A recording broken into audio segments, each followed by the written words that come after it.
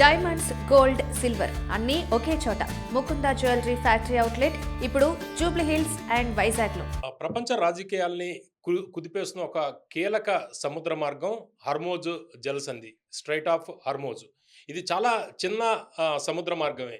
అయితే ఇప్పుడు ప్రపంచ చమురు మొత్తం చూస్తే అందులో 20% ఈ మార్గం ద్వారానే చమురు వెళ్తూ ఉంటుంది. ఇరాన్, ఇజ్రాయెల్, అమెరికా యుద్ధ నేపథ్యంలో ఇరాన్ దగ్గరలో ఉన్న ఈ హర్మోజ్ జలసంధి మీద ఆంక్షలు పెట్టింది. తన మిత్ర దేశాలు తప్ప మిగిలిన ఏ దేశాలైనా కూడా ఆ నౌకల్ని హర్మోజ్ జలసంధి ద్వారా వెళితే వాటిని పేల్చేస్తామని హెచ్చరించింది.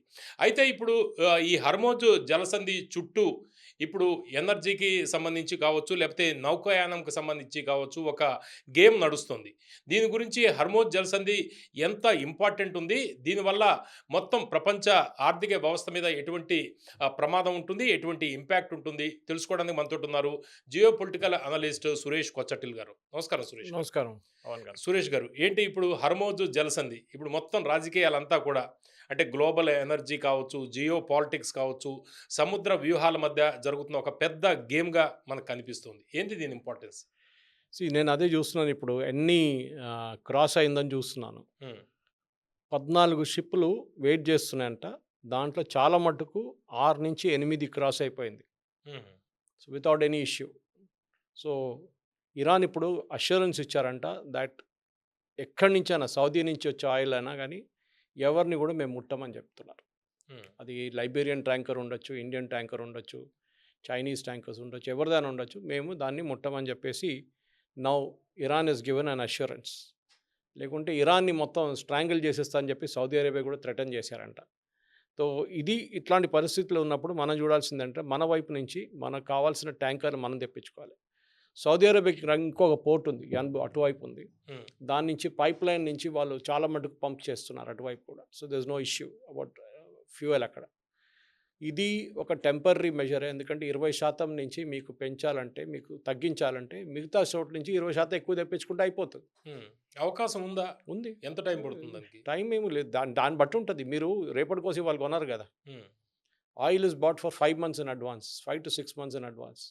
మీకు 5 నెలల తర్వాత కావాల్సిన ఆయిల్, క్రూడ్ ఆయిల్ తెచ్చుకొని స్ట్రాటజిక్ ఆయిల్ రిజర్వ్స్లో పెట్టుకుంటారు మీరు, పెద్ద అండర్గ్రౌండ్ ట్యాంక్స్లో. స్టోర్ కూడా చేసుకోవచ్చు. ఎందుకంటే oil unlike gas can be stored. అది అడ్వాంటేజ్ ఉంది. దానికోసం గ్యాస్ స్టోర్ చేయలేము మనం ఎక్కువ రోజులు. దానికోసం గ్యాస్కి ఎప్పుడు చూడండి షార్టేజ్ ఎందుకు వస్తుందంటే ఖతార్ బంద్ చేసేసారు వాళ్ళ గ్యాస్ ప్రొడక్షన్. కానీ మన వైపు LPG can be produce from oil also, crude oil. అది చేస్తున్నారు మన వాళ్ళు, liquefied petroleum gas. Okay, petroleum అది ప్రోడక్ట్ అది. సో దాన్ని చాలా మటుకు ఇప్పుడున్న కొత్త అపార్ట్మెంట్స్లో అది కూడా మక్కర్లేదు. ఎందుకంటే కొత్త అపార్ట్మెంట్స్లో పైప్ గ్యాస్ ఉంది. ఈ పైప్ గ్యాస్ ఒక భాగ్యనగర్ గ్యాస్ లాంటి అథారిటీ నుంచి వస్తుంది. వాళ్ళకి ఇది ప్రాబ్లం ఉండదు. 45 రోజులు, 25 రోజులు అని ఏదేదో పుకారు ఉంటున్నారు ఛానల్ వాళ్ళంతా. 25 రోజులు డెడ్ లైన్ ఉంది, which is a reasonable deadline, no problem. లేకుంటే అందరు వచ్చి హోర్డింగ్ చేసుకుంటారు. ఇప్పుడున్న మన ప్రేక్షకులు కూడా అర్థం చేసుకోవాల్సిందంటే యాజ్ పర్ లా, చట్ట ప్రకారం మన ఇంట్లో 2 సిలిండర్లే ఉండాలి ఒక టైంలో. దానికన్నా ఎక్కువ ఉంటే your entire licence, that entire second cylinder ఎవరు మీరు 3వ సిలిండర్ తీసుకొచ్చా అది సీజ్ చేయొచ్చు గవర్నమెంట్ కావాలంటే. చేయరు కానీ చేయొచ్చు కావాలంటే. సివిల్ సప్లైస్ వాళ్ళు స్టేట్ గవర్నమెంట్ యాక్షన్ తీసుకుంటే చేయొచ్చు. ఇప్పుడున్న పరిస్థితి ప్రకారం మనం ఈజీగా ఈ క్రైసిస్ని డీల్ చేసుకోవచ్చు. జయశంకర్ గారు నిన్న ఇరానియన్ ఫారెన్ మినిస్టర్తో మాట్లాడారు. ఆయన కూడా చెప్పారు మేము ఏ షిప్ని ఆపట్లేదు, అన్ని షిప్ని పోనిస్తున్నాము. అది ఇనీషియలీ వాళ్ళు చెప్పారు యూఎస్ షిప్లు కొడతాం, బ్రిటిష్ షిప్ని కొడతాం. యూఎస్ షిప్లో ఎప్పుడు ఆ రూట్ యూజ్ చేయదు. ఎందుకంటే వాళ్ళకి ఆ స్ట్రైట్ ఆఫ్ హార్మోజ్ సంబంధమే లేదు. మరి పేలిపోతున్న నౌకలన్నీ ఎవరు ఇప్పుడు దాడులు చేస్తున్నవి, మైన్స్ పెడుతున్నవి, లేకపోతే మైన్స్ ఎక్కడ పెట్టలేదు సార్. ఒక్క మైన్ కూడా వాళ్ళ దగ్గర దొరకలేదు. డ్రోన్స్ తోటి డ్రోన్స్ తోటి దాడి చేశారు ఒకటి, అది కూడా తప్పుగా థాయ్ షిప్ని కొట్టారు వెళ్ళి. సో అక్కడ కొన్ని లూజ్ ఎలిమెంట్స్ ఉందంటున్నారు ఇరానియన్ డిఫెన్స్ మినిస్ట్రీ. వాళ్ళ వైపు కాకుండా ఎవరెవరో ఫైర్ చేస్తున్నారు, దాన్ని ఆపడానికి వాళ్ళు ట్రై చేస్తున్నారు అంటున్నారు. ఎందుకంటే ఇప్పుడున్న దాని ప్రకారం ఇండియన్ గవర్నమెంట్ కూడా అజిత్ దోవల్ గారు and defence ministry and petroleum ministry officials కూర్చొని మాట్లాడుతున్నాం మనం రికార్డ్ చేస్తున్న టైంకి. ఇండియన్ నేవల్ షిప్స్ని కూడా స్ట్రైట్ ఆఫ్ హార్మోజ్ ఎంట్రన్స్లో పెడతారంట. అక్కడి నుంచి బయటకు వచ్చిన తర్వాత కూడా దాన్ని ఎస్కార్ట్ చేసి తీసుకెళ్తారు ముంబై దాకా. ఎక్కువ డిస్టెన్స్ పట్టదు అది. సో అది కూడా జరుగుతుంది. ఇప్పుడున్న లేటెస్ట్ నేను చెప్పాను చూడండి న్యూస్ ఏంటంటే, ఇరాన్కి సౌదీ అరేబియా వార్నింగ్ ఇచ్చారంట. మీరు ఏదైనా ట్యాంకర్లు ముట్టుకుంటే అంతే సంగతి, మిమ్మల్ని కంప్లీట్గా మేము కూడా దిగేస్తాం వార్లో, యుద్ధంలో. మ్మ్. మళ్ళీ మీరు ఉండరు, ధ్వంసం అయిపోతామని చెప్పి వార్నింగ్ ఇచ్చారు Saudi Arabia. Saudi Arabia is two huge. అవును. వాళ్ళు కావాలంటే ఏమైనా చేయొచ్చు వాళ్ళు. ఇప్పుడు దాకా మేము ఊరుకున్నాం, కానీ ఇంకా ఊరుకోవడానికి ప్రసక్తి లేదు. ఎందుకంటే వాళ్ళ ఎకానమీ కూడా ధ్వంసం అయిపోతుంది, మ్మ్. వాళ్ళకు కూడా రెవెన్యూ లేదు. So Qatar which is the home to Muslim Brotherhood, Hamas and Hezbollah, వాళ్ళ లీడర్ని కూడా ఇప్పుడు బహుశా హౌస్ అరెస్ట్లో పెట్టబోతున్నారని న్యూస్ వస్తుంది. మ్మ్. ఎందుకంటే వీళ్ళందరూ అక్కడే ఉన్నారు. హెజ్బుల్లా లీడర్సు, హమాస్ లీడర్స్ అందరూ ఖతార్లో ఉన్నారు ఎన్నో సంవత్సరాల నుంచి. మ్మ్. వాళ్ళ టాప్ లీడర్స్ వాళ్ళు గాజాలో ఉండరు. గాజాలో మిగతా వాళ్ళు కుక్క జాబ్ చేస్తారు, కానీ మ్మ్. వీళ్ళు ఇక్కడ ఎంజాయ్ చేసుకుంటారు, పోషేలు అది నడిపించుకుంటారు. సో ఖతార్, అక్కడంతా హమాస్ కదా, అక్కడ హమాస్ గాజా. ఈవెన్ గాజాలో హమాస్ ఉన్న వాళ్ళ లీడర్స్ ఇక్కడ ఉన్నారు, ఇక్కడ ఖతార్లో ఉన్నారు. మ్మ్. వాళ్ళు హమాస్కి వెళ్ళరు, గాజాకి వెళ్ళరు. వాళ్ళు మ్మ్. తెలుసు అక్కడ వెళ్తే చంపేస్తారని. మ్మ్. ఇక్కడ మంచి లైఫ్ ఎంజాయ్ చేసుకుంటారు వాళ్ళు. ముస్లిం బ్రదర్హుడ్ కూడా ఇక్కడే ఉన్నారు ఖతార్లో. సో ఖతార్ మీద చాలా ప్రెషర్ ఉంది ఇప్పుడు వీళ్ళని ఎక్స్పెల్ చేయాలని చెప్పేసి. మ్మ్. సో ఖతార్ టెంపరీగా వాళ్ళని బహుశా హౌస్ అరెస్ట్ చేస్తారని చెప్పి ఒక న్యూస్ వస్తుంది ఇప్పుడు.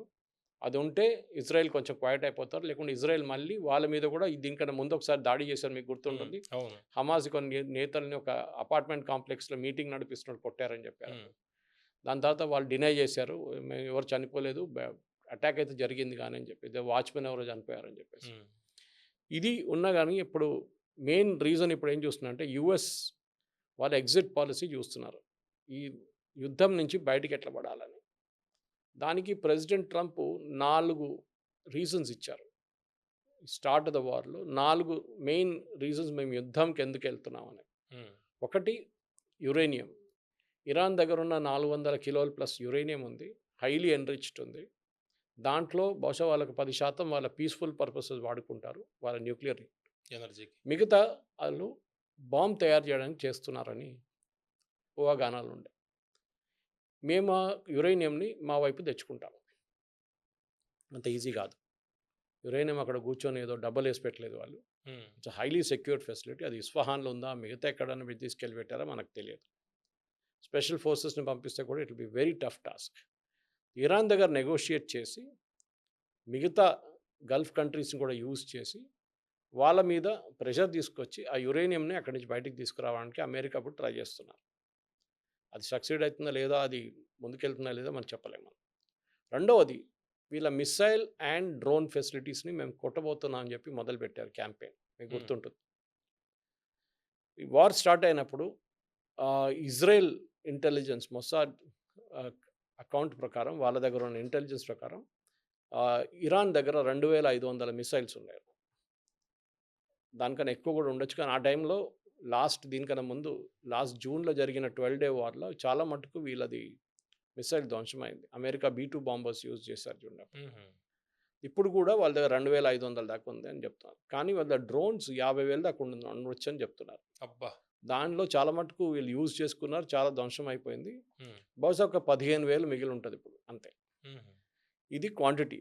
ఇది ఈ స్టాటిస్టిక్స్ అన్ని ఎట్లా ఎవరు బయట ఇదంతా పెడుతున్నారు? మొసాడ్ నుంచి వస్తున్న ఫిగర్స్. ఇది నిన్న మీరు అమెరికన్ ఛానల్ స్కై న్యూస్ అని చూసి కానీ, CNN చూస్తేనే కానీ, మ్మ్. ఫాక్స్ న్యూస్ చూస్తే దీంట్లో అన్నిట్లో ఇదే ఫిగర్స్ వస్తుంది. మ్మ్. సో ఇది వాళ్ళ దగ్గర ఉన్న అంచనా ప్రకారం ఇదే ఉంటుంది ఫిగర్స్ అన్నమాట. అక్కడిక్కడ కొంచెం 100లో 200 మార్పులు ఉండొచ్చు, ఎందుకంటే సిచ్యువేషన్ గ్రౌండ్ లెవెల్ లేరు కదా చెక్ చేసి చెప్పడానికి. అవును.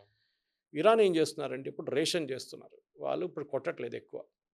వాళ్ళు ఫస్ట్ డే ఎంత కొట్టారో దానికన్నా సెకండ్ డేకి రాగానే అది 60% అయిపోయింది. మళ్ళీ 40 అయింది, 20, 30 అయింది, 20 అయింది. నిన్న చాలా తక్కువ కొట్టారు మిసైల్. So either 2 things. ఒకటి, వాళ్ళ దగ్గర స్టాక్ పైల్ అయిపోయింది. మ్మ్. రెండవది, వాళ్ళు ఒక లాంగ్ టర్మ్ ప్లాన్గా మా దగ్గర కొన్ని ఉంచుకోవాలి, ఇదన్నీ కొట్టేస్తే రేపు మాకు మిగలదు ఏమి అని చెప్పేసి పక్కన పెట్టి ఉంటారు. బహుశా second option is what is happening. ఇది ఎట్లా ఉన్నా కానీ మేము చెప్పాను చూడండి, ఇప్పుడు ఫస్ట్ ఆప్షన్ యురేనియం, రెండవది బ్యాలిస్టిక్ మిసైల్స్ అండ్ డ్రోన్స్. మ్మ్. దీన్ని ఇజ్రాయెల్ చాలా మటుకు బ్యాలిస్టిక్ మిసైల్ వెంటబడున్నారు, కనుక ఇజ్రాయెల్కి అన్నిటికంటే పెద్ద థ్రెట్ అది. పవన్ గారు, ఈ బ్యాలిస్టిక్ మిసైల్ లాంచ్ చేయాలంటే లాంచర్ కావాలి, మ్మ్. డ్రోన్ అట్లా కాదు. డ్రోన్ మీరు చిన్న ఒక ట్రక్, చిన్న ఒక మన పికప్ ట్రక్ ఉంటుంది చూడండి, అవును. DCM లాంటిది, ఈ పోర్టర్ వాళ్ళు తీసుకొస్తారు చూడండి, అట్లాంటి దాంట్లో పెట్టి మీరు లాంచ్ చేసుకోవచ్చు, ప్రాబ్లం లేదు. కానీ బ్యాలిస్టిక్ మిసైల్ అట్లా కాదు, దానికి ఒక ప్రాపర్ లాంచర్ ఉండాలి. మనం దివాళీ పటాకాలు కాల్చు, రాకెట్లు కాల్చిన బాటిల్ పెడతాం చూడండి, అవును. అదే కాన్సెప్ట్. బేస్ దానికి ఒక సపోర్ట్ ఉండాలి, ఒక యాంగిల్ ఉండాలి దానికి. సో అది వాళ్ళు లాంచర్ తీసుకొచ్చి, ఇప్పుడు లాంచర్ని ఇప్పుడు ఇజ్రాయెల్ టార్గెట్ చేస్తున్నారు. వీళ్ళ దగ్గర ఇప్పుడు దాకా బహుశా 400 నుంచి 500 లాంచర్లు ఉండే అని చెప్తున్నారు. దాంట్లో ఆల్మోస్ట్ 230 నుంచి ఆల్మోస్ట్ 280 ఇజ్రాయెల్ ధ్వంసం చేశారంటున్నారు. Israel and US. మిగతాది ఎక్కడుందో పెద్ద ప్రశ్న ఇప్పుడు. ఒక లాంచ్ చేయాలంటే ఏం చేయాలంటే దాన్ని ఎక్కడ పెట్టారో అక్కడి నుంచి బయటికి తీసుకురావాలి. ఇది బిల్డింగ్ బేస్మెంట్లో ఉండొచ్చు, అవును. లేకుంటే ఎక్కడైనా మీరు క్యామఫ్లాజ్ చేసి చెట్ల కింద ఎక్కడైనా దాచిపెడితే అక్కడ ఉండొచ్చు. ఉమ్, అది బయటికి తీసుకొచ్చి మీరు మొత్తం ప్రిపరేషన్ చేసిన తర్వాత, అంటే మిసైల్ కూడా దానిపైన పెట్టి కోఆర్డినేట్స్ అంతా ఎంటర్ చేసి దాంట్లో, అంటే ఎక్కడికి వెళ్ళాలి, ఏ లాటిట్యూడ్ ఏ లాంజిట్యూడ్ కొట్టాలో దాన్ని రడార్లా మొత్తం ఇన్ఫర్మేషన్ అంతా ఫీడ్ చేసిన తర్వాత బయటికి తీసుకొచ్చి మీరు దాన్ని ఒక యాంగిల్ అట్లా తిప్పి కొడితే మీకు మినిమం 5 నుంచి 10 నిమిషాలు పడుతుంది. ఉమ్, ఈ 5 నుంచి 10 నిమిషాల్లో అమెరికన్ శాటిలైట్స్ పైనుంచి చూస్తున్నారు. వాళ్ళు ఇది లాంచ్ చేసే ముందు లేకుంటే లాంచ్ చేసిన తర్వాత ఇమ్మీడియట్గా ఆ లాంచర్ని ధ్వంసం చేస్తారు. ఉమ్, ఓకే. సో అక్కడ చుట్టుపక్కల ఈ లాంచ్ చేసే వచ్చే వాళ్ళు కూడా ఒక సూసైడ్ మిషన్లో ఉన్నారు, వాళ్ళు కూడా పోతారు. లేదు మీరు 5 మినిట్స్లో ఫైర్ చేసి మీరు దాని లోపల ఎక్కడ తీసుకెళ్తే అది మీ లక్. కానీ అప్పుడు కూడా వీళ్ళకి చాలా క్లియర్గా తెలుసు ఈ బిల్డింగ్ లోపలికి పోయింది, ఆ బిల్డింగే ధ్వంసం చేసేస్తారు వీళ్ళు. ఉమ్, ఇది వీళ్ళ స్ట్రాటజీ పవన్ గారు. ఉమ్, రెండవది డ్రోన్ స్ట్రాటజీ. ఈ డ్రోన్స్ వీళ్ళు చాలా మటుకు ఇరాన్ లాస్ట్ ఒక సంవత్సరం నుంచి తయారులో ఉన్నారు వాళ్ళు. ఉమ్, వాళ్ళకి తెలుసు ఇది జరగబోతుంది, this is what will happen, um, మనం దీనికోసం తయారు ఉండాలని చెప్పి వాళ్ళు చాలా మటుకు వాళ్ళ వైపు నుంచి ఇంకా తజికిస్తాన్ నుంచి కూడా తెప్పించుకున్నారు డ్రోన్స్. ఉమ్, తజికిస్తాన్ ఒక పెద్ద డ్రోన్ ఫ్యాక్టరీ ఉంది అక్కడ, చాలా పెద్దది. ఆ, రష్యాకి ఇంపోర్ట్ చేస్తారు వాళ్ళు, చాలా మటుకు రష్యా ఇంపోర్ట్ చేసుకుంటుంది వాళ్ళ వైపు నుంచి. అంటే ఉక్రెయిన్ విషయంలో వాడుతున్నట్టుంది. యుక్రెయిన్ దాన్ని బాంబ్ చేయడానికి ట్రై చేశారు ఒకసారి, 2 Hmm. సార్లు ట్రై చేశారు కానీ సక్సీడ్ కాలేదు. చాలా పెద్ద ప్లాంట్ అంట అది. సో అక్కడి నుంచి కూడా చైనా తెప్పించుకుంటున్నారు, రష్యా తెప్పించుకుంటున్నారు, and also Iran. Um, so ఈ పరిస్థితిలో ఇరాన్ దగ్గర కొత్త డ్రోన్స్ ఇప్పుడు రావచ్చా అంటే లేదు, ఎందుకంటే వాళ్ళు ఎక్కడైనా ఏ మూమెంట్ అయినా అది యుఎస్ శాటిలైట్స్ చూస్తూనే ఉన్నారు, వాళ్ళు చాలా కేర్ఫుల్గా దాన్ని ప్లాన్ చేస్తున్నారు. సో మన రెండో పాయింట్ అయిపోయింది మనకి. మూడో పాయింట్ వీళ్ళేమనుకున్నారంటే అక్కడున్న ప్రజలు వీళ్ళ వ్యతిరేకంగా వెళ్ళిపోతారు. అది జరగలేదు. Hmm. నిన్న కూడా మీరు చూసుంటారు టీవీలో, అక్కడ ఒక మేజర్ జనరల్ ఎవరు చనిపోయారు, చాలా పెద్ద జనరల్, 2-3 ఉన్నారు అనుకుంటే, వాళ్ళ ఫ్యూనరల్స్ జరిగింది నేను. ఉమ్, వేలాది మంది వచ్చారు రోడ్డు మీదకి, వాళ్ళ జెండాలు పట్టుకొని ఒప్పుకుంటాం, వాళ్ళు ఏదేదో death to America, death to Israel అని చెప్పుకుంటారు. అవును. అంటే ప్రజలు కూడా ఇప్పుడు భయపడుతున్నారు అగేన్స్ట్ ద గవర్నమెంట్ వెళ్ళడానికి. దేశంలో అట్లాంటి ఒక మూడు ఉంది ఇప్పుడు. ప్లస్ బయటకు వచ్చి ఏందో మాట్లాడితే రెవల్యూషనరీ గార్డ్స్ ఉన్నారు కదా, రెవల్యూషనరీ గార్డ్ కన్నా బసీజ్ ఉన్నారు కదా, వాళ్ళు చంపేస్తారు. ఉమ్, ప్రాబ్లం అది కాదు. ప్రాబ్లం ఏమైందంటే వాళ్ళకి కావాల్సిన రోజుకి కావాల్సిన సరుకులు ఇప్పుడు దొరకట్లేదు వాళ్ళకి. ఓకే. దాన్ని ఎవరు బ్లేమ్ చేస్తున్నారు వాళ్ళు? అమెరికాని, ఇజ్రాయెల్ని.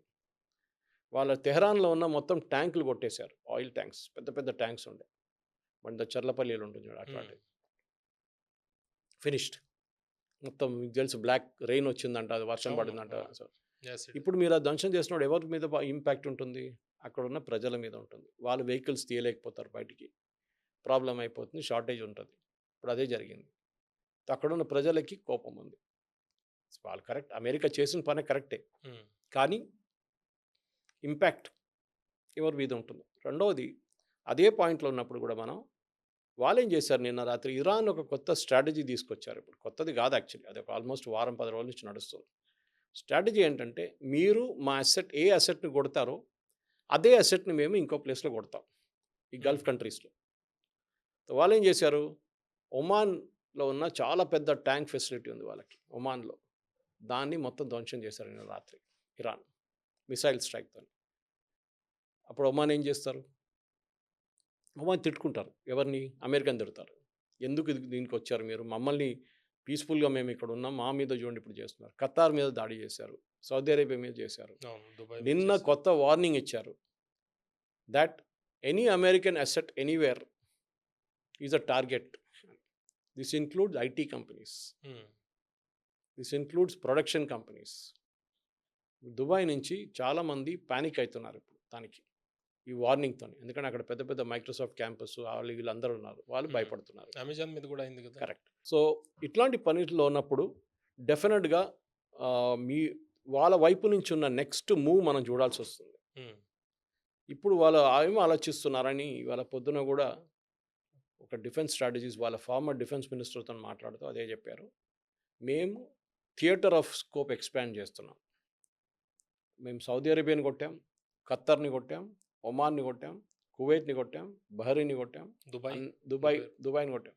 ఇప్పుడు మా స్కోప్ ఆఫ్ ఆపరేషన్స్ వైడ్ మేము ఎకనామిక్ అసెట్స్ మీద కొడతాం. మేము దీనికన్నా ముందు దుబాయ్ ఎయిర్పోర్ట్ మీద కొట్టాం, పామ్ జుమరియా మీద కొట్టాం, అటు కువైత్ రిఫైనరీ మీద కొట్టాం, బహ్రెయిన్ ఎయిర్పోర్ట్ మీద దాడి చేశాం, బహ్రెయిన్లో ఉన్న అమెరికన్ 5th ఫ్లీట్ మీద దాడి చేశాం. ఇప్పుడు మేము స్పెసిఫిక్ ఎకనామిక్ టార్గెట్స్ ఎక్కడెక్కడ అరబ్ కంట్రీస్లో ఉందో వాళ్ళ మీద దాడి చేయబోతున్నాం. అది అరబ్ కంట్రీస్ కాదు, అమెరికాది అసెట్ దాని మీద. This is a real worrying factor ఇప్పుడు. ఎందుకంటే దుబాయ్ అనే ఒక ప్లేస్, ఎస్పెషలీ మిడిల్ ఈస్ట్లో అన్నిటికంటే సెక్యూర్ ప్లేస్ దుబాయ్. వాళ్ళు ఒక కల్చర్ డెవలప్ చేసుకున్నారు. ఇప్పుడు సడన్గా దాన్ని థ్రెట్ తీసుకొస్తా అంటే భయపడతారు, అక్కడ ఉన్న ఎక్స్పాట్రియేట్స్ భయపడతారు, వాళ్ళు పారిపోతారు. నిన్న కూడా అదే న్యూస్ వస్తుంది, చాలామందిని వర్క్ ఫ్రమ్ హోమ్ చేసేసారు, మీరు ఆఫీస్కి వెళ్ళకండి అని చెప్పేసి. సో ఏం జరుగుతుందో నెక్స్ట్ 24 అవర్స్లో మనకు తెలుస్తుంది ఎట్లా జరుగుతుంది. లాస్ట్ 24 అవర్స్లో అమెరికా కొంచెం క్వైట్గా ఉన్నారు. ఈవెన్ దో పీట్ హెస్గెత్ మొన్న ఏం చెప్పారంటే we are going to go all out అన్నారు. ద బిగ్గెస్ట్ బ్లిట్స్ క్రీగ్ అన్న, కానీ ఏం జరగలేదు ఎక్కువ. అమెరికాకు పాసిబిలీ వాళ్ళకు కూడా తెలిసిపోయింది దట్ మనం కావాల్సింది యుద్ధం, మనం గెలవట్లేదు, ఇరాన్ ఓడిపోవట్లేదు. రెండు వైపుల నుంచి అంతే. యుఎస్ గెలుస్తుందా అంటే లేదు, ఇరాన్ ఓడిపోతుందంటే లేదు. Status quo.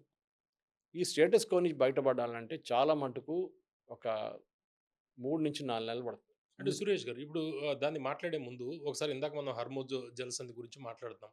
అయితే నిజంగా అక్కడ ఉన్న కండిషన్స్ అంటే జియోగ్రఫిక్గా ఇరాన్కి ఆ సామర్థ్యం ఉందా హర్మోజ్ని క్లోజ్ చేసే సామర్థ్యం? అంటే కొంతమంది రిటైర్డ్ అడ్మిరల్స్ కొంతమంది చెప్తుంది, మీరు కూడా చెప్తుంది అటువంటి దాన్ని బ్లాక్ చేసే సామర్థ్యం లేదు అని చెబుతున్నారు. లేదు. ఎందుకు వాళ్ళు ఓవర్గా అంటే ఆలోచించారా వాళ్ళు ఏంటది? మీరు ఒక డ్రోన్ కొడితే అక్కడ నుంచి 15 షిప్పులు పోతే ఒక డ్రోన్ కొడితే ఒక షిప్ మీద పడితే అది న్యూస్ అవుతుంది. 14 వెళ్ళిపోయిందని ఎవరు చెప్పట్లేదు. దాదాపు 700 దాకా అక్కడే ఇండియాలో ఒక షిప్ 3 రోజుల ముందు క్రాస్ చేసింది హర్మోస్. అది ఆల్రెడీ ఇండియాలో వచ్చేసింది, బాంబేకి వచ్చేసింది. వచ్చింది ఇందాక ఇవాళ 2 క్రాస్ అయినాయి. 14 షిప్లు దాంతోపాటు క్రాస్ అయినాయి. వాళ్ళు ఏం చేస్తారంటే వాళ్ళ ట్రాన్స్పాండర్స్ ఆఫ్ చేసేస్తారు. మీరు ఒక షిప్తో కాంటాక్ట్ చేయాలంటే, షిప్ని డిటెక్ట్ చేయాలంటే వాళ్ళ ట్రాన్స్పాండర్ ఆన్ ఉండాలి. It is like an aircraft flying. Aircraft మన మలేషియన్ ఎయిర్లైన్ క్రాష్ జరిగింది చూడండి, ఇవాళ దాకా ఎయిర్క్రాఫ్ట్ దొరకలేదు మనకి. ఆ ఎయిర్క్రాఫ్ట్లో ఆ పైలట్ ఏం చేశారంటే ట్రాన్స్పాండర్ ఆఫ్ చేసి పడేశాడు. సిగ్నల్స్ బంద్ అయిపోతాయి. లేదు, only signal which he didn't know, ఆయనకు తెలియపోయింది ఏంటంటే ఇంజిన్ నుంచి ఒక సిగ్నల్ వెళ్తుంది, ఇంజిన్ మ్యానుఫ్యాక్చరర్కి. తో జీకి ఒక సిగ్నల్ వెళ్ళిందంట దాని నుంచి. జియో ప్రాట్ అండ్ విట్నీ, నాకు ఎగ్జాక్ట్లీ గుర్తులేదు. One of the companies they got a signal saying we are here అని చెప్పి ఎవ్రీ హాఫ్ అన్ అవర్ ఒక సిగ్నల్ వెళ్తుంది. షిప్స్లో ఆ ఫెసిలిటీ లేదు. షిప్స్లో బేసిక్లీ ఒకసారి ట్రాన్స్పాండర్ ఆఫ్ చేస్తే విజువల్ సైటే ఉంటుంది, మీకు విజువల్గా మీకు కనిపిస్తూనే మీరు కొట్టచ్చు, దానికి మీకు తెలియదు ఎవరు అక్కడ అని. ఇప్పుడు ఇరాన్ మీద చాలా మటుకు ప్రెషర్ వస్తుంది గల్ఫ్ నేషన్స్ నుంచి, చెప్పాను చూడండి. ఇప్పుడు అది కాకుండా అమెరికా చెప్తున్నారు మేము మా నేవల్ షిప్స్ని పెడతా అంటారు. అంత ఈజీ కాదు. మీకు ఒక ఎగ్జాంపుల్ ఇస్తాను నేను. ఈ స్ట్రైట్ ఆఫ్ హర్మూజ్ అనేది ఒక్కడి నుంచి ఇంకో 100 కిలోమీటర్స్ ఉంది, 100 కిలోమీటర్ ఉంది, అంటే పొడుగు. ఇటువైపు రెడ్ సీ ఉంది, మన హూతీలు కూర్చున్నారు చూడండి, అక్కడ కూడా ఉంది, కానీ అక్కడ తక్కువ 500 ఉంటుంది ఆ రెడ్ సీ వైపు నుంచి. అక్కడ ఏం చేశారంటే ఈ హూతీలు గొడవ చేస్తున్నప్పుడు American naval forces, Indian, British వీళ్ళందరూ కలిసి ఒక డెసిషన్ ఏం తీసుకుంటే మేము అక్కడే తిరుగుతాము. వీళ్ళేం చేస్తారు, షిప్స్కి బయటకు రావడానికి ఒక 50 కిలోమీటర్ల ఒక బాక్స్ తయారు చేశారు, విజువల్ బాక్స్. లైన్ అక్కడ బాక్స్ తయారు చేసి పెట్టలేదు నీళ్ళల్లో, విజువల్ బాక్స్ క్రియేట్ చేసుకున్నారు. ఓకే, ఇది రెడ్ సీ ఇట్లా ఉందంటే ఒక గీత గీసుకున్నారు వాళ్ళు ఒక పేపర్ మీద. ఈ 50 కిలోమీటర్స్లో ఒక కోనార్లో బ్రిటిష్ ఉంటారు, ఒక కోనార్లో అమెరికన్ ఉంటారు, ఒక కోనార్లో ఇండియన్ ఉంటారు, ఇంకో కోనార్లో ఎవరైనా ఉంటారు, వాళ్ళ నేవల్ షిప్స్ కూడా ఉండొచ్చు, సౌదీ వాళ్ళది కూడా. వీళ్ళందరూ ఏం చేస్తారంటే కన్సిస్టెంట్లీ ఈ షిప్స్ దీని లోపల వచ్చిన తర్వాత దాన్ని ఎవరిని అటాక్ చేయకుండా చూసుకుంటారు. ఒకసారి 50 కిలోమీటర్ నుంచి బయటికి రాగానే they are into the Persian Gulf, వెళ్ళిపోవచ్చు అక్కడి నుంచి, ప్రాబ్లం లేదు. ఇది వాళ్ళు చాలా సక్సెస్ఫుల్గా మెయింటైన్ చేసుకుని. మీకు గుర్తుంటుంది లాస్ట్ ఒక 5-6 నెలల్లో ఎక్కువ 1-2 ఇన్సిడెంట్స్ జరిగింది హూతీల వైపు నుంచి. హూతీలు ఇప్పుడు క్వైట్గా ఉన్నారు. ఎందుకంటే ఇరాన్ వాళ్ళ మెయిన్ స్పాన్సర్ పోయారు ఇప్పుడు. వాళ్ళ డబ్బులు, ఆయుధాలన్నీ అక్కడి నుంచి వచ్చింది. అవును. ఇప్పుడు వాళ్ళకి సపోర్ట్ లేదు. ప్రాక్సీ అది కాకుండా మనకు తెలిసి యెమెన్‌లో సౌదీ అరేబియాకి పెద్ద రోల్ ఉంది ఇప్పుడు. సౌదీ అరేబియా అక్కడ ఉన్న గవర్నమెంట్ సౌదీ అరేబియా సపోర్ట్ చేస్తున్నారు. యూఏఈ ఇంకొక గ్రూప్‌ని సపోర్ట్ చేయడానికి ట్రై చేసినా పెద్ద గొడవ జరిగింది, మీకు తెలిసి ఉంటుంది. అక్కడ బాంబింగ్ జరిగింది అప్పుడు. ఇప్పుడున్న పరిస్థితుల్లో ఇదే కాన్సెప్ట్ వాళ్ళు స్ట్రెయిట్ ఆఫ్ హార్ముజ్ తీసుకొస్తారు. కానీ స్ట్రెయిట్ ఆఫ్ హార్ముజ్ ప్రాబ్లం ఏంటంటే ఒక స్ట్రెయిట్ ఫ్లో లేదు అక్కడ. అక్కడి నుంచి ఒక పాయింట్‌కి వచ్చి it takes kind of you turn. Okay. చాలా నారో స్ట్రెచ్. ఆ నారో స్ట్రెచ్‌లో మాక్సిమం విడ్త్ ఇస్ 30 కిలోమీటర్లు. మనం 30 కిలోమీటర్లు అనుకో, 30 కిలోమీటర్ ఉందనుకుంటా. కానీ for shipping lane 30 kilometres nothing. Nautical miles ఉంటుంది. Nautical miles is the speed. Nautical miles మనం 30 కిలోమీటర్ డిస్టెన్స్ గురించి మాట్లాడుతున్నాం. The Okay. విడ్త్ పాయింట్ అంటే అక్కడి నుంచి ఇట్లా వచ్చి స్ట్రెయిట్ ఆఫ్ హార్ముజ్ చిన్నగా అయిపోయి మళ్ళీ ఇట్లా వచ్చి మళ్ళీ దాని అగైన్ ఇట్ ఎక్స్పాండ్స్. అంటే బాటిల్ నెక్ లాగా. చిన్నగా బాటిల్ నెక్ లాగా యూ టర్న్ తీసుకోవాలి. ఇదంతా సూపర్ హ్యూజ్ షిప్స్. వీళ్ళని తీసుకెళ్ళాలంటే చాలా మెల్లగా వెళ్ళాల్సి వస్తుంది ఆ రూట్లో. మీకు స్ట్రైట్ ఉంటే వాళ్ళు వెళ్ళిపోతారు, ప్రాబ్లం లేదు. ఒకసారి ఎగ్జిట్ అయ్యి పర్షియన్ గల్ఫ్కి వెళ్తే వాళ్ళు స్ట్రీమ్ చేసుకుంటూ వెళ్ళిపోతారు వితౌట్ ఎనీ ప్రాబ్లం. కానీ ఇక్కడ ప్రాబ్లం వస్తుంది. సో దీంట్లో ఏంటంటే మెయిన్గా చోక్ పాయింట్ దగ్గర అమెరికా ప్లాన్ చేస్తున్నారంటే అమెరికన్ షిప్స్ని, నేవల్ షిప్స్ని, అంటే చిన్న చిన్న ఫ్రిగేట్స్ని ఇరాన్ వైపు చూసేటట్లా, ఇరాన్ వైపు పాయింట్అవుట్ చేసి చూస్తూనే ఉంటారు వాళ్ళు అక్కడ. అది కాకుండా వాళ్ళ శాటిలైట్తోని ఎనీ మూవ్మెంట్, డ్రోన్ కాకుండా ఇంకేమైనా మూవ్ అవుతుంటే దాన్ని ఇమీడియట్గా ట్యాకిల్ చేయడానికి ఉన్న ప్రొవిజన్ క్రియేట్ చేస్తున్నారు. సో షిప్స్ వెళ్తుంటున్నారు, అటువైపు నుంచి అమెరికన్ షిప్స్ చూస్తూనే ఉంటారు. And any attack from that side వీళ్ళు ఇమ్మీడియట్లీ మిసైల్స్ పంపిస్తారు అటువైపు. ఇప్పుడు దాకా అది ఆ ప్లాన్ రాలేదు ఇంకా. బహుశా ఇవాళ పెంటగన్లో there is a discussion going అంటున్నారు అమెరికన్ ఛానల్స్లో. ఈవినింగ్ సాయంత్రం దాకా ఏదైనా ఒక సొల్యూషన్ రావచ్చు దానికి. హర్మోజ్ విషయం అంటే ప్రొటెక్షన్లో. ట్రంప్ అప్పుడే చెప్పారు నేను షిప్పులు పెడతాను అది అన్నాడు, చేయలేదు ఇప్పుడు దాకా. ఇండియన్ నేవీ మీరు చెప్పాను చూడండి, ఇప్పుడు డిస్కషన్ నడుస్తుంది. వాళ్ళు స్ట్రెయిట్ ఆఫ్ హార్ముజ్ క్రాస్ చేసి బయటికి రాగానే ఇండియన్ నేవీ మన షిప్స్ని ఎస్కాట్ చేసి తీసుకెళ్ళిపోతారు. ముంబై వైపు, లేకుంటే జామ్నగర్ వైపు, లేకుంటే వైజాగ్ వైజాగ్ తీసుకెళ్తారు, నో ప్రాబ్లం. ఎందుకంటే ఒకసారి మన ఎకనామిక్ దాంట్లో వచ్చేస్తే ప్రాబ్లం ఉండదు. మన ఎకనామిక్ జోన్లో వచ్చేస్తే చెన్నై కూడా ఉండొచ్చు, ఒకసారి మ్యాంగ్లూర్ రిఫైనరీ ఉండొచ్చు. కానీ మన గవర్నమెంట్ ఆఫ్ ఇండియా ట్రై చేస్తున్నారంటే మన వైపు మనకు కావాల్సిన crude oil should be kept flowing. Gas is only issue. ఆ గ్యాస్ని ఇప్పుడు ట్యాకిల్ చేస్తున్నారు. మిగతా సోర్స్ నుంచి ఎక్కడెక్కడ తెప్పించుకోవచ్చు చూస్తుంది. ఖతార్ ఇట్ సెల్ఫ్ 30-35% వరల్డ్లో గ్యాస్ ప్రొడ్యూస్ చేసేది ఖతార్, లార్జెస్ట్. రెండోది ఐరానికలీ లార్జెస్ట్ ఇస్ ఇరాన్. కానీ వాళ్ళు గ్యాస్ ప్రొడ్యూస్ చేయలేకపోతున్నారు, ఎందుకంటే శాంక్షన్స్ పెట్టారు వాళ్ళ మీద, ఎక్విప్మెంట్ లేదు వాళ్ళకి ఎక్కువ. ప్రాబ్లం ఏమవుతుందంటే స్టోరేజ్ గురించి పవన్ గారు, నేను ఇరాన్ ఒమాన్ మీద ఫైర్ చేశాను చెప్పాను చూడండి. ప్రాబ్లం ఎక్కడ వస్తుందంటే మీకు ఈ ఆయిల్ వెల్స్ ఒకసారి స్టార్ట్ అయితే దాన్ని మీరు ఇమ్మీడియట్గా బంద్ చేయలేరు, ఒక ట్యాప్ లాగా. Okay. It is continuously pumping oil. దాన్ని స్టోర్ చేయాల్సి వస్తుంది. సో పైప్ లైన్స్తో తీసుకెళ్ళి స్టోర్ చేస్తారు. మన దగ్గర బాంబే హైలో ఒక షిప్ ఉంటుంది, ఆ షిప్ తీసుకెళ్తారు. ఇప్పుడు మన దగ్గర కూడా అండర్ గ్రౌండ్ పైప్ లైన్స్ వేశారు. ఈ షిప్లో తీసుకెళ్ళి మళ్ళీ ఇంకొక ప్లేస్లో దాన్ని అన్లోడ్ చేస్తారు, ఇంకో షిప్ వస్తుంది, మళ్ళీ అది తీసుకెళ్తారు. ఇది కంటిన్యూస్ నడుస్తూనే ఉంటుంది. వీళ్ళు కూడా ఏం చేస్తారు, అండర్ గ్రౌండ్ పైప్ లైన్లు వేసుకుంటారు. ఇప్పుడు ఒమాన్ ట్యాంకర్స్ కొట్టారు కదా స్టోరేజ్ ఫెసిలిటీస్ని, దాన్ని రిపేర్ చేయడానికి టైం పడుతుంది. ఒమాన్ ఇప్పుడు ఎక్కడ స్టోర్ చేస్తారు? వాళ్ళు ఆపారనుకోండి పంపింగ్, ఓకే, డ్రిల్లింగ్ ఆపారనుకోండి, ప్రాబ్లమ్ ఇస్ ఆ వెల్ మళ్ళీ మీరు వాడలేరు, అది జామ్ అయిపోతుంది literally, because oil is continuously coming out. మీరు దాన్ని క్యాప్ పెట్టి చేయలేరు.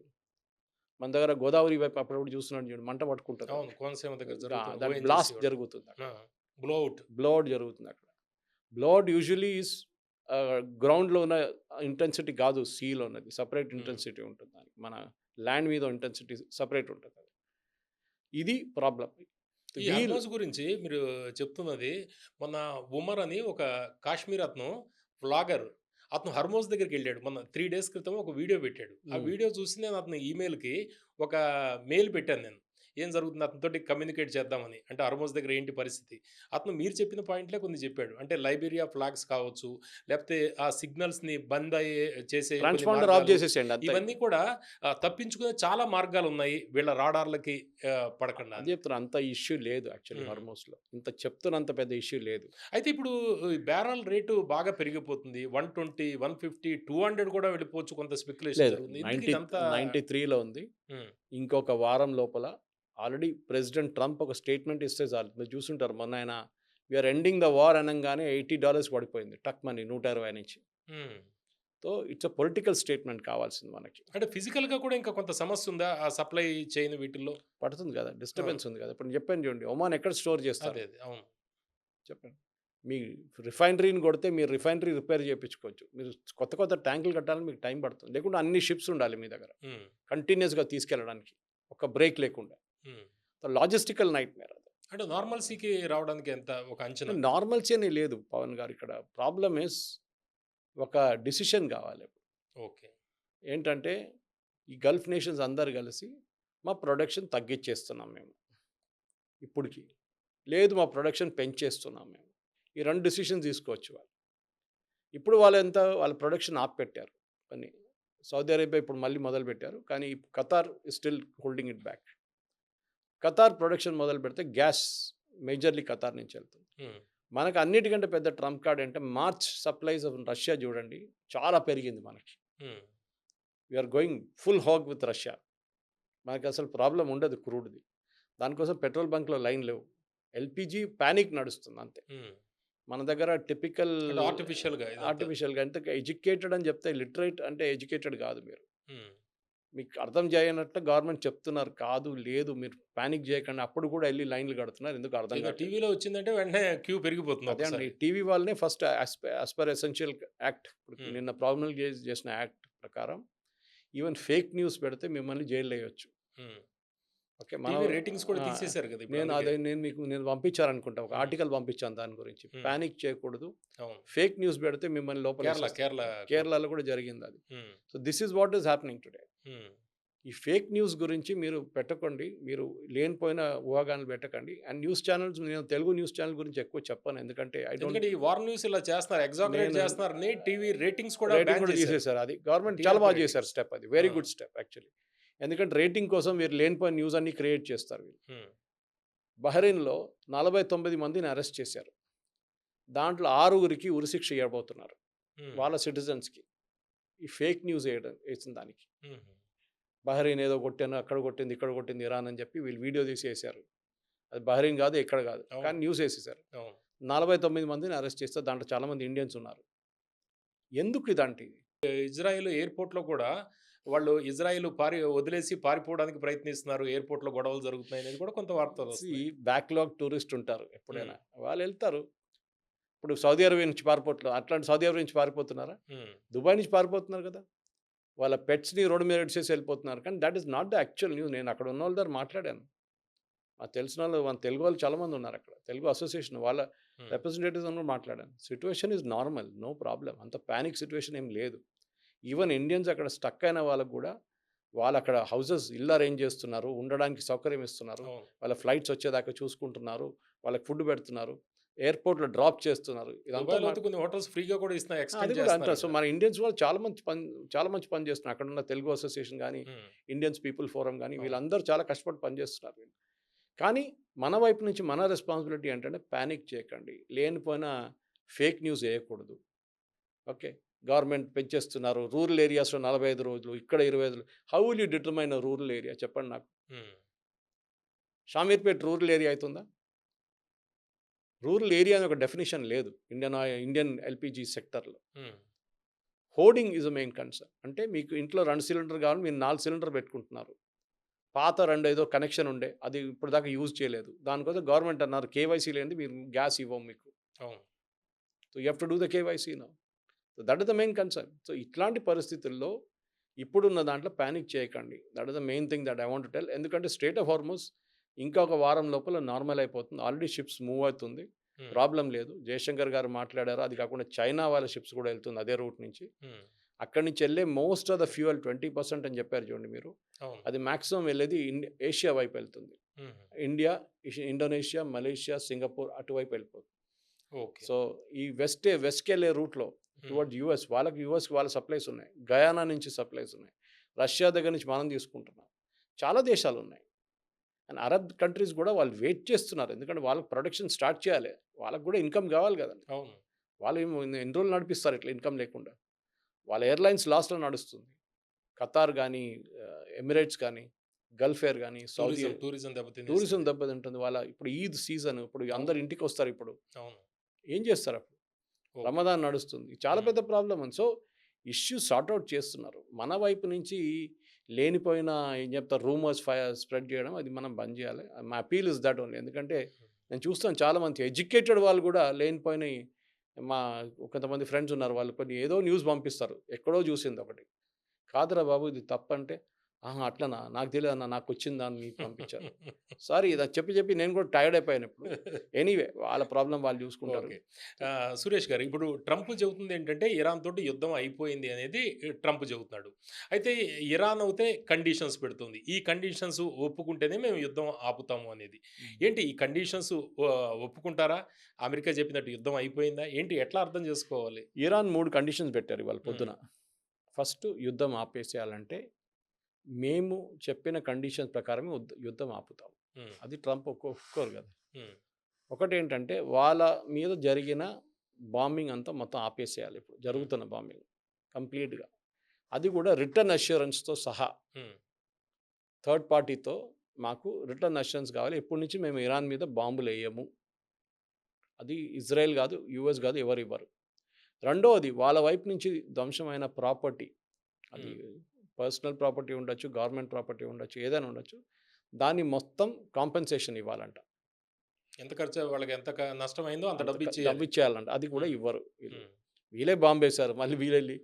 ట్రంప్కి ప్రాబ్లం ఏంటంటే డబ్బులు. హ్మ్.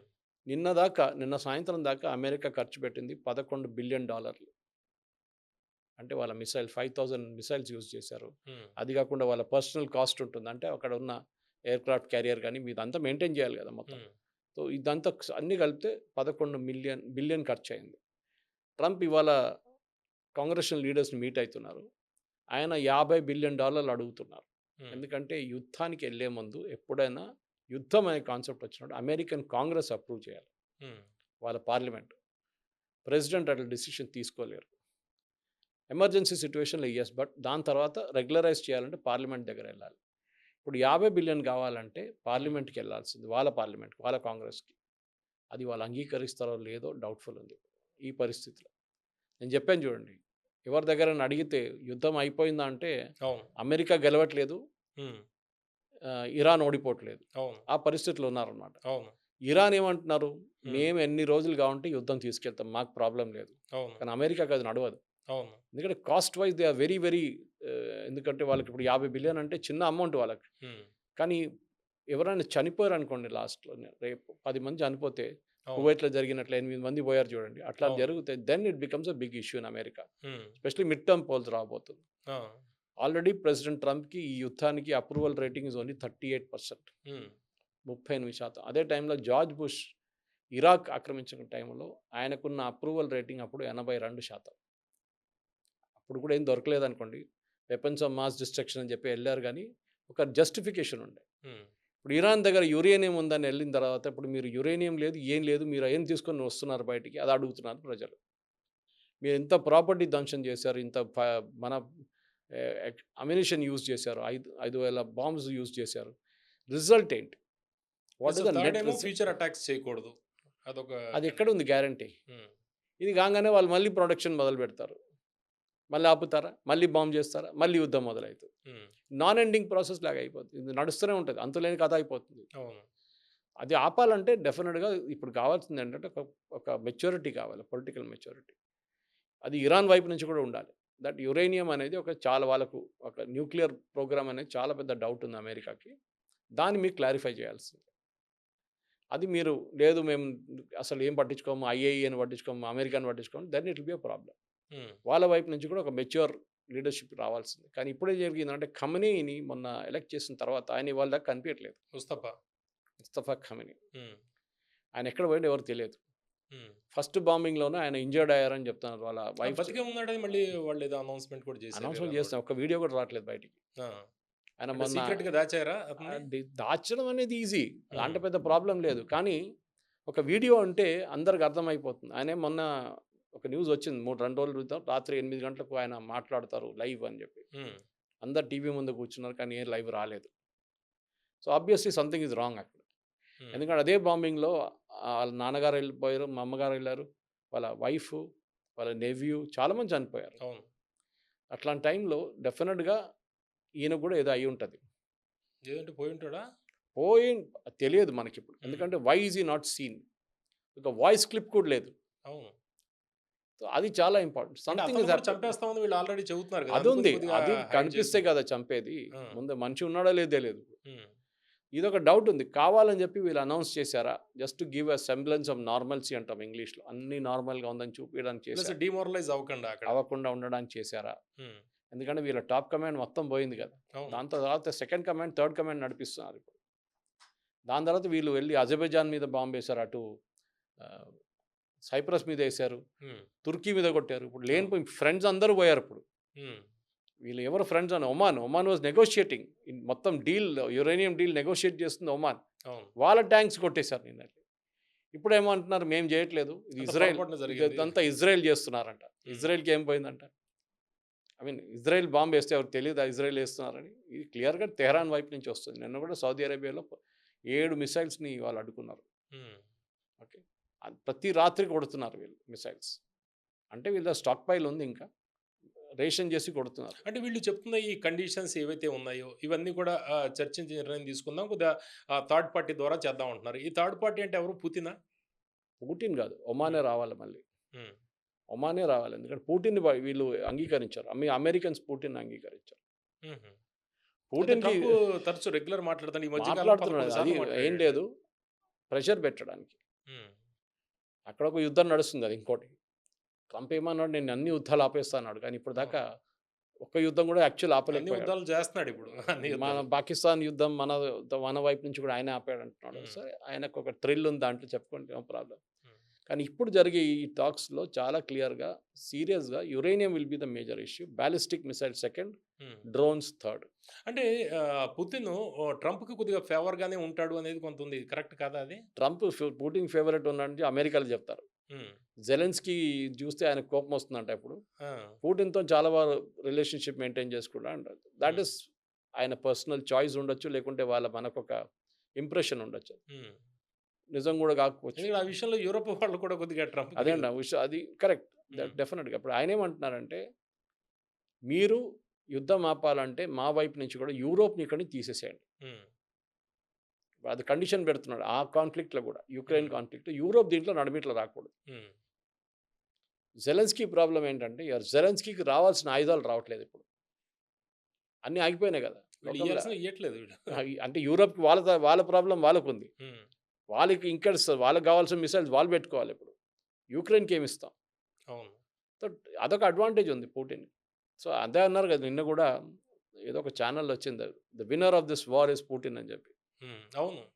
కరెక్టే ఎందుకంటే అది. మనతోటి కూడా ఆయిల్ ఫ్రీ అయిపోయింది కదా! ఇప్పుడు మరి చమురు 40 లేదు తెచ్చుకోవడం. మనకి $40కి అమ్మాడు. ఆ! ఇప్పుడు 40 అయితే ఇవ్వడు. ఇయ్యడు. కానీ మినిమమ్ 30 డేస్ కొద్దిగా మినిమమ్ 60, 65, వదిలేస్తాడు. 60 అయితే డెఫినిట్‌గా ఉంటుంది. మన అంటే వాళ్ళు లబ్ధి పొందాడు కదా! మన లాభం అదే అండి. ఏంటంటే. అసలు ప్రాఫిట్ ఎవరికి వచ్చిందంటే అవును. పుటిన్‌కి వచ్చింది. అవును. పుటిన్ కూడా ఇప్పుడు కండిషన్ పెడతాడు. హ్మ్.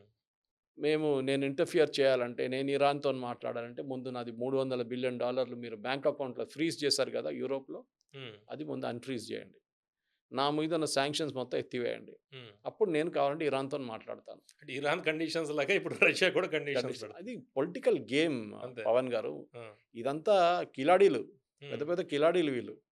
మనం అనుకుంటాం ట్రంప్ పిచ్చోడు అనుకుంటాం ట్రంప్. కానీ ట్రంప్ దగ్గర కూడా ఇంగ్లీష్‌లో అంటారు there is a method in the madness అంటారు. దానికి ఒక దానికి ఒక మెథడ్ మెథడ్ ఉంటది. ఉంటది. ఆ! పిచ్చోడు అనుకుంటా కానీ వానికి కూడా ఒక మెథడ్ ఉంటుంది హ్మ్. పెర్ఫార్మన్స్‌లో. సో, ట్రంప్ గేమ్ ఆడుతున్నారు. పుటిన్ గేమ్ ఆడుతున్నారు. హ్మ్. ఇరాన్ వాళ్ళ గేమ్ ఆడుతున్నారు. మనం దాన్ని కూర్చొని తమాషా చూడక్కర్లేదు. మనము గేమ్ ఆడుతున్నాం ఏదన్నా? మనం మన పని చూసుకుంటున్నాం. హ్మ్. ఎందుకంటే మనం దీంట్లో ఇంట్రెస్టెడ్ పార్టీ కాదు కదా! అవును. మనకు కూడా దీని మీద బాంబ్ వచ్చి 2 బాంబులు మన తల మీద పడితే అప్పుడు మనం రియాక్ట్ అయ్యి డిఫరెంట్‌గా ఉంటాం. అంటే కానీ మనది ఎట్లా ఉందండి? మన డిప్లొమసీ ఎట్లా ఉంది ఓవరాల్‌గా? ఫస్ట్ ఆఫ్ ఆల్ డిప్లొమసీలో మీరు ఎంత తక్కువ మాట్లాడితే అంత మంచిది. హ్మ్. Art of diplomacy is thought. Okay. ఎంత తక్కువ మాట్లాడితే అంత మంచిది. ఇంకోటి నెవర్ టేక్ సైడ్స్ ఒక యుద్ధంలో. మేము వాళ్ళని సపోర్ట్ చేస్తున్నాం. మేము వీళ్ళని సపోర్ట్ చేస్తున్నాం. కాంగ్రెస్ వాళ్ళు అంటూనే ఉంటారు. మోదీ గారు ఎళ్లారు ఇజ్రాయెల్‌కి. ఎందుకెళ్లారు? వార్ కన్నా ఒక 2 రోజుల ముందు ఎందుకొచ్చేసారు? అవును. ఎందుకెళ్లారు? యుద్ధానికి ప్రిపరేషన్ చూడడానికి ఎళ్లారా అని. అది కాదు. అది ఎప్పటినుంచో ప్లాన్ చేసిన విజిట్. 6 నెలల ముందు ప్లాన్ చేశారు. ఆ అవును. టైంకి వచ్చింది అంతే. ఇప్పుడు మోదీ గారు అక్కడ ఉన్న టైంలో బాంబ్ వేశారనుకోండి. అప్పుడు మోదీ గారి సిట్యుయేషన్ ఏముంటుండే? చాలా ఎంబారస్మెంట్ ఉంటుంది. సో, అవును. బహుశా లక్కీ దట్ మోదీ గారు మూవ్ ఔట్ అయిన తర్వాతనే ఇది జరిగింది అక్కడి నుంచి. కానీ మనం ఫర్ ఎగ్జాంపుల్ ఖత్తర్‌ని ఎందుకు సపోర్ట్ చేయాలి? ఓకే, మనం ఎందుకు ఖమనీని సపోర్ట్ చేయాలి? ఆయన ఇప్పుడు లేడనుకోండి, కానీ ఒక టైంలో Kashmir is a disputed territory అని చెప్పిన మనిషి, అవును. హిందువుల్ని తిట్టిన మనిషి ఖమనీ. వై షుడ్ మనం ఎందుకు సపోర్ట్ చేయాలండి? సరే, don't speak ill about the dead అంటారు ఇంగ్లీష్లో, అంటే అవును. చనిపోయిన వాళ్ళ గురించి గురించి మాట్లాడుకో, we will hmm. Not speak about them. కానీ మన వైపు నుంచి డిప్లొమసీలో ఒక మాట నేర్చుకోవాల్సింది, మనకు కావాల్సిన పని మనం చేయించుకోవాలి. దాన్ని మనం జయశంకర్ గారు మూవ్ చూసాం, చాలా స్మార్ట్గా మాట్లాడారు నిన్న. మాట్లాడి ఎక్కువ లొల్లి లేదు, ఏం లేదు, పొద్దున్న షిప్ వచ్చేసింది అంతే. లేదు అప్పుడే రాత్రి 11 ప్రెస్ కాన్ఫరెన్స్ పెట్టి నేను చేపించాను చూడండి అనగానే మళ్ళీ ఆడు ఇరాన్ వాడు బాంబు వేస్తాడు మళ్ళీ. హ్మ్. మనం మన పని చేయించుకున్నాం అంతే. రేపు మళ్ళీ 2 ట్యాంకర్లు వస్తాయి, మళ్ళీ 2 ట్యాంకర్లు వస్తాయి. So just keep quiet. మీరు ఎక్కడ మన వైపు నేవల్ షిప్ హెల్ప్ అడిగారు. మనం 3 నేవల్ షిప్స్ కూడా మనం చెప్పాము, okay you can enter the Indian territory అన్న. వాళ్ళు రాలేదు. హ్మ్. ఒకరు శ్రీలంక వైపు వెళ్ళిపోయాడు, ఒకడేమన్నా ఇరాన్ పోతాను పోయిండు, ఒకరేమో మన వైపు వచ్చేసి ఇప్పుడు కొచ్చిన్లో ఉన్నారు వాళ్ళు. సో వాళ్ళకి హెల్ప్ కావాలంటే మనం రెండర్ చేశాం. కానీ కాంగ్రెస్ వాళ్ళు అది తిడుతున్నారు, ఎందుకు మీరు హెల్ప్ చేయలేదు? ఇప్పుడు క్లియర్గా జయశంకర్ గారు నిన్న పార్లమెంట్లో చెప్పారు that we gave fish all 3 offer. ఒకరే తీసుకున్నారు ఆఫర్, ఇంకో శ్రీలంక వైపు వెళ్ళిపోయారు. That is their problem. In fact మూడో షిప్, ఇది బాంబ్ చేసిన షిప్ చూడండి, టార్పీడో చేసిన షిప్ని, దాంట్లో గొడవ నడిచింది యాక్చువల్లీ. కమాండర్ ఆ షిప్ ఏమన్నానంటే, నేను షిప్పు ఇరాన్ వైపు తీసుకెళ్తా అంటే అమెరికా 2 సార్లు వార్నింగ్ ఇచ్చారంట. హ్మ్. దాని నుంచి బతికి బయటపడిన 36 మంది ఉన్నారు చూడండి, వాళ్ళు చెప్తున్నారు 2 సార్లు వార్నింగ్ ఇచ్చారంట అమెరికా త్రూ మైక్రోఫోన్స్, మెగాఫోన్స్, హ్మ్. మీరు షిప్ అబాండన్ చేయండి అని చెప్పి. వాళ్ళు ఈవెన్ ఇంటర్లైన్లో కాంటాక్ట్ చేసి వాళ్ళ కమ్యూనికేషన్, వైర్లెస్ కమ్యూనికేషన్ చెప్పారంట, యూ అబాండన్ ద షిప్, మీరు షిప్ నుంచి వెళ్ళిపోండి, మేము టార్పీడో చేయబోతున్నాం. ఈ కమాండర్ అంట ఆయన అగ్రీ చేయలేదు. లాస్ట్ దీంట్లో 36 మంది లైఫ్ బోట్ వేసుకొని కిందకు దిగి, వాళ్ళు కొంచెం దూరం పోగానే దిస్ థింగ్ గాట్ టార్పీడో. హ్మ్. దాంట్లో అందరు చనిపోయారు. వీళ్ళు 36 మంది బయటపడ్డారు. శ్రీలంక వాళ్ళు తీసుకెళ్ళి వాళ్ళని వాళ్ళ వైపు ఉంచుకున్నారు. ఇది ఇంటర్నేషనల్ పాలిటిక్స్. అండ్ ఇక్కడ జరిగిందంటే ఇప్పుడు అన్నీ తిరిగి చూస్తే అట్లా చేస్తే బాగుంటుండే కదా, ఇట్లా చేస్తే బాగుంటుండేది కాదు. ఫస్ట్ టైం గల్ఫ్ నేషన్స్కి యుద్ధం అనే ఏదని అర్థమైపోయింది. వీళ్ళందరూ ఇప్పుడు దాకా ఒక పీస్ ఐలాండ్లో ఉన్నారు. అవును. చాలా పీస్ఫుల్ ప్లేస్, డబ్బులు విపరీతమైన, oil money, gas money. Okay, ఏ కంపెనీ వాడు పిలిస్తే కూడా వచ్చి కంపెనీ పెట్టుకుంటాడు అక్కడ, ఎందుకంటే వాడికి అక్కడ షేకులను చూసుకోవాలి, వాళ్ళు హ్యాపీగా పెట్టుకోవాలి. అట్లాంటి ఒక ప్లేస్ ఇప్పుడు సడన్గా మొత్తం కంప్లీట్లీ ధ్వంసం అయిపోయింది. ఇప్పుడు ట్రంప్ ఎగ్జిట్ ప్లాన్ గురించి చూస్తున్నాడు. మరి ఎగ్జిట్ ప్లాన్ ఎట్లా ఉండే అవకాశం ఉంది? వీళ్ళేమో కండిషన్స్ పెట్టారు, అతనేమో యుద్ధం అయిపోయింది అంటున్నాడు. ఎట్లా బయటపడాలి ఇప్పుడు ఇంకా? మార్గాలేంటి? అది చాలా టఫ్ ట్రంప్కి. యాక్చువల్లీ మీ హ్మ్. ట్రంప్ ప్లేస్లో మీరు కూర్చుంటే ఏం చేస్తారు? హ్మ్. మీకు ఏదో ఒకటి చెప్పాలి కదా మీ ప్రజలకి, నేను గెలిచాను చూడండి అని చెప్పేసి. హ్మ్. అది చెప్పడానికి ఏం లేదు. వెరస్ నెటన్యాహుకు ఉంది, మేము వాళ్ళ లీడర్షిప్ని డీకెపాసిటేట్ చేయించాం, హ్మ్. మేము వాళ్ళ మిసైల్ని కొడుతున్నాం, మేము వాళ్ళ డ్రోన్ని కొడుతున్నాం. ట్రంప్కి అది కాదు కదా. ట్రంప్కి కావాల్సింది ఏంటంటే ఇరానియన్ రెజీమ్ని మార్చాలి. నేను ఇంటర్వ్యూ చేస్తాను క్యాండిడేట్ని, హ్మ్. ఇంటర్వ్యూ బోర్డులో నేను కూర్చుంటాను, నేను పెడితే అక్కడ ఎవడుండాలి? ఎవడు ఉండాలి. వాళ్ళు అస్సలు పట్టించుకోలేదు వాళ్ళు. అదంతా పోయి ఇప్పుడు అసలు ఎలా బయటపడాలనేది అదే అంటున్నా. ఆలోచిస్తుండు సో కదా! ఆల్రెడీ చెప్తున్నాడు కదా, మేము హ్మ్. గెలిచేసాం, అయిపోయింది, హ్మ్. ఆల్రెడీ వన్, మీకు తెలియదా మేము గెలిచినాం. ఇది ప్రాబ్లం ట్రంప్. కానీ వాడు ఆపలేదుగా అక్కడ. ఇరాన్ వాడు ఆపలే కదా! అదే ఇరాన్ అన్నాడు కదా. ఆ! ట్రంప్ ఎవడు చెప్పడానికి, యుద్ధం ఎప్పుడు ఆపాల్సింది మేము డిసైడ్ చేస్తాం, వీళ్ళు మొదలెట్టారు. క్లోజింగ్ వాళ్ళది. క్లోజింగ్ మేము చేస్తాం. హ్మ్. So it is very embarrassing situation. ఒక ఇంత పవర్ఫుల్ పర్సన్, ఒక వరల్డ్లో మోస్ట్ పవర్ఫుల్ పర్సన్ అంటారు చూడండి, అవును. ఆయన లీడర్, ఆయన ఏం చేయలేకపోతున్నాడు. 2 రోజుల నుంచి మాట్లాడలేదు దీని గురించి. వాళ్ళ పీట్ హెస్కెత్ కానీ, వాళ్ళ chairman joint chief of staff Dan Caine ఆయన మాట్లాడుతున్నారు, కానీ వీళ్ళెవ్వరు మాట్లాడలేదు. హ్మ్. అండ్ అదే అంటున్నారు, ఈవెన్ పీటర్ హెస్కెత్ చెప్తున్న ఒక్కొక్క సెంటెన్స్ ఇప్పుడు ఒక 2-3 వారాల తర్వాత దాన్ని రీవైండ్ చేసి చూస్తే America will be in a very very sorry shape. హుహు. అండ్ లేనిపోయిన అన్నీ క్లెయిమ్ చేస్తున్నాడు, వీ హ్యావ్ అది చేసాం మేము, అది చేసాం మేము, ఇది చేస్తున్నాం మేము, అది చేస్తాం. మీరు చేసిన దానికి మీ ప్రజలకు చెప్పండి, అది కూడా కొంచెం మోడరేట్గా చెప్పండి. అంటే ఈ ఓవరాల్‌గా ఈ గేమ్ ఎప్పుడు స్టార్ట్ అయిందో ఇరాను యూఎస్ వార్ నేపథ్యంలో ఎవరు ఇప్పటిదాకా అప్పర్ హ్యాండ్ అనుకోవచ్చు మనం? ఇరాన్ అనుకోవాలా? లేకపోతే ఏంటి పరిస్థితి? ఎవరికి అప్పర్ హ్యాండ్ లేదు. హ్మ్. నేను చెప్పాను చూడండి, వాడు సుప్రీం పోయాడు. అది వాళ్ళు ప్రిపేర్డ్గా ఉన్నారు. ఆ! దేవర్ మెంటలీ ప్రిపేర్డ్. మీకు గుర్తుంటుంది, రాసి పెట్టారు ఎట్లా ఎలక్షన్ నడిపియాలి, ఎవరు చేపియాలి, వాళ్ళ ఆహా! కాన్స్టిట్యూషన్ ప్రకారం చేయాలి, అన్నీ చెప్పేటారు ముందరే ముందే. అనుకున్నారు వాళ్ళసల. ముందు వాళ్ళకి తెలుసు. అంటే plan A, plan B, plan ఇంగ్లీష్లో సి అంటారు పెట్టుకున్నారు. ఏదో డెడ్ మ్యాన్ వాకింగ్ అంటారు. హుహు. వాళ్ళ మీద టార్గెట్ ఉంది, వెనక కిల్ మీ అని చెప్పి ఒక టార్గెట్ పెట్టారు వెనక. ఓకే. ఏ రోజని లేపేస్తారు. ఈయన కూడా అంతే సంగతి, ఈయన బయట హ్మ్. కనిపించి అంతే తీసేస్తారు వాళ్ళు. This is expected. కానీ ఇప్పుడు యూఎస్ గెలిచారంటే లేదు, ఇరాన్ గెలిచారంటే అది కూడా లేదు. ఉమ్, ఎందుకంటే ఇప్పుడు మన అక్కడ జరిగిన డ్యామేజ్ మనకు తెలియదు ఎంత అని. బయట న్యూస్ రావట్లేదు ఎక్కువ. ఉమ్, బీబీసీ పర్షియన్ సర్వీస్ నుంచి కొంచెం కనిపిస్తుంది, న్యూస్ కనిపిస్తుంది, కానీ మిగతా ఎక్కడ చోటు నుంచి మన అల్ జజీరా కొంచెం, అవును. మిగతా ఛానల్స్కి అక్కడ ఎంట్రీ లేదు. అంటే ఎక్కువగా మనకి బయటకు వస్తుంది ఇప్పుడు గల్ఫ్ దేశాలన్నీ కూడా యుఎస్ మీద ఒత్తిడి తీసుకొస్తున్నాయి. ఎప్పుడు యుద్ధం ఆపితే తొందరగా ఆపేసేయండి, మా మీద బాగా డ్యామేజ్ జరుగుతుంది మాకు అనేది. అంటే వీళ్ళదే కొద్దిగా ఆ, అది వాళ్ళు బయట చెప్పరు పవన్ ఉమ్, గారు, కానీ బయట డెఫినెట్గా ఉంటుంది. కనిపిస్తుంది, అది కనిపిస్తుంది. వాళ్ళు డెఫినెట్గా చేస్తారు, ఎస్పెషల్లీ సౌదీ అరేబియా. ఉమ్, ఇది అన్నిటికన్నా పెద్ద స్టేక్ సౌదీ అరేబియాలో ఉంది దీంట్లో. ఉమ్, ఎందుకంటే ఇది ఒక షియా సున్నీ కాన్ఫ్లిక్ట్ కాకుండా చూసుకోవడానికి సౌదీ అరేబియా ట్రై చేస్తున్నారు. ఉమ్, ఇప్పుడు ఏం జరిగిందంటే ఈ పర్టికులర్ వన్ అండ్ ఇండియాలో నిన్న ఒక ఆర్టికల్ టైమ్స్ ఆఫ్ ఇండియాలో వచ్చింది. కోర్స్ అది ఆ రాసిన ఆయన ఇన్ఫరెన్స్ అనుకోండి. ఉమ్, ఇండియాలో ఈ కాన్ఫ్లిక్ట్ షియా సున్నీలు ఇద్దరిని తీసుకొచ్చారు, జాయిన్ చేశారంట. వీళ్ళెప్పుడు ఈ రెండు కమ్యూనిటీ సపరేట్గా ఉంటారు, అవును. షియాస్ అండ్ సున్నీస్, కానీ ఫస్ట్ టైం వీళ్ళిద్దరు కల్చరు కమ్యూనిటీ చనిపోయిన తర్వాత ప్రొసెషన్ వీళ్ళు ఇరానేమో ఇద్దరు కలిసి, షియా, మిగిలిన వాళ్ళందరూ సున్నీస్. సో ఇది వీళ్ళు కూడా అందరు కలిసి ఇప్పుడు ప్రొసెషన్ తీశారు నిన్న అని చెప్పేసి ఉమ్, ఒక క్లెయిమ్ తీసుకొచ్చారు. ఇప్పుడు దట్ ఇస్ ఓన్లీ క్లెయిమ్ అది. ఉమ్, కానీ ఇప్పుడు జరుగుతున్న దాంట్లో యుద్ధం అనేది ఆపడానికి చాలా కష్టపడాల్సి వస్తుంది. Damage has been huge. ఒకటి physical damage, second is mental damage, మూడోది ఏమో కంట్రీది ఇమేజ్ కూడా డ్యామేజ్ అయిపోయింది. సేఫ్ హెవెన్ అని చెప్పి దుబాయ్ ఇంపాక్ట్ అయింది. ఉమ్, ఖత్తర్ ఏమో మా మీద మాదా టెర్రరిస్ట్ మేమే ఉంచుకుంటాం, మా మీద ఎవరు దాడి చేస్తారని చెప్పి వాళ్ళ మీద కూడా దాడి చేశారు. ఒమాన్ ఏమో మేమే పీస్ టాక్స్ నడిపిస్తున్నాం, మా మీద ఎందుకు కొడుతున్నారు, మేము మహాత్ములు కాదా అంటే వాని మీద కూడా కొట్టారు. ఎవడు కావాలంటే రోడ్డు మీద పోతున్నా కొడుతున్నాడు. ఉమ్, పిచ్చోని చేతిలో రాయిలాగా అయిపోయింది. ఇప్పుడు ఎక్కడ అవును. కొడతారో తెలియదు, ఉమ్. ఆ పరిస్థితికి వచ్చేసారు. ఇది అయితే ఈ వారు ఎప్పుడు ఆగుతుంది అనేది ప్రస్తుతం మనం చెప్పలేం. అయితే ఇరాన్ కొన్ని కండిషన్స్ పెట్టింది.